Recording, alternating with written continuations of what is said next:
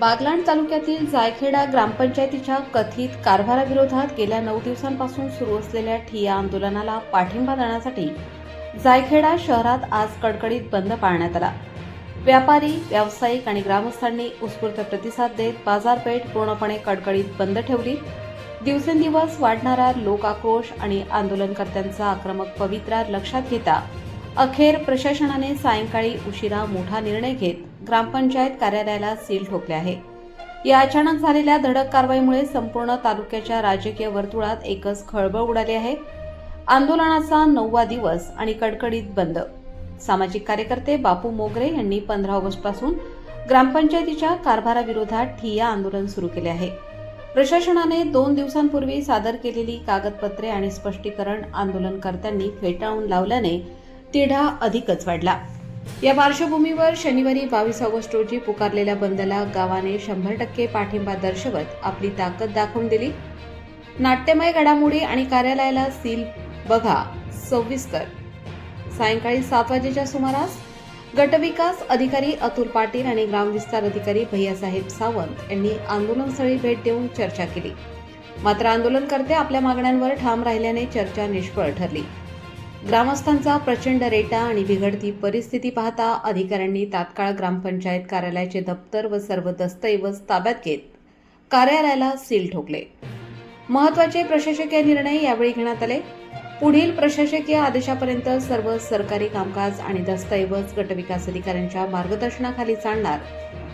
प्रकरणाच्या सखोल चौकशीसाठी उद्या 4 सदस्यांची विशेष चौकशी समिती स्थापन करण्याचे आश्वासन गटविकास अधिकारी अतुल पाटील यांनी दिले। पुढील कारवाई चौकशी समितीच्या अहवालानंतर दोषींवर कठोर कारवाईचे संकेत। प्रशासनाने तात्काळ सील ठोकून चौकशी समिती जाहीर केल्याने आंदोलनकर्ते आणि ग्रामस्थांनी समाधान व्यक्त केले आहे। मात्र उद्या स्थापन होणाऱ्या चौकशी समितीतून नेमके काय सत्य बाहेर येते याकडे आता संपूर्ण जिल्ह्याचे लक्ष लागले आहे।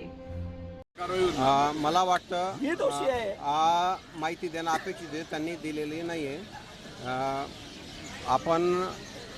मी आता एवढंच तुम्हाला सांगू शकतो की जे तुमच्या ग्रामपंचायतीचा सगळा कारभार 4 वर्षाचा जो आहे, आपण पुढच्या 15-20 दिवसात पूर्ण दप्तर तपासणी करून एक अहवाल तुम्हाला आमची 4 लोकांची टीम बनवतो तालुक्याची आणि त्याची चौकशी करतो आणि भाऊसाहेबांना तात्काळ या इथून बदली करतो। मला बदली अपेक्षित नाही, माझं त्यांनी काही गोड मारलेलं नाही।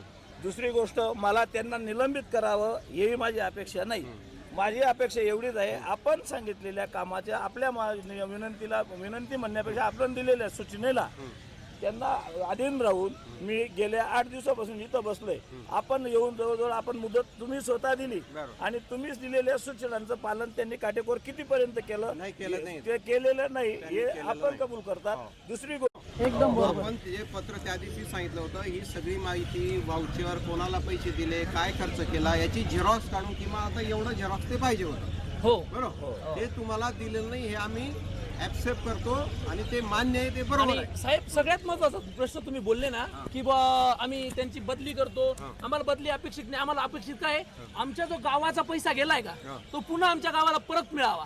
आणि मग आता चौकशी नाही चौकशी तुम्ही बदली नाही करायची जोपर्यंत इथं हिशोब पूर्ण तुमचा 4 दिवस तुम्ही चौकशी नेमण्यासाठी कोणते माणसं नव्हता तुमच्या पद्धतीत नेमा, तुम्ही हिशोब आणा इथं ठेवा।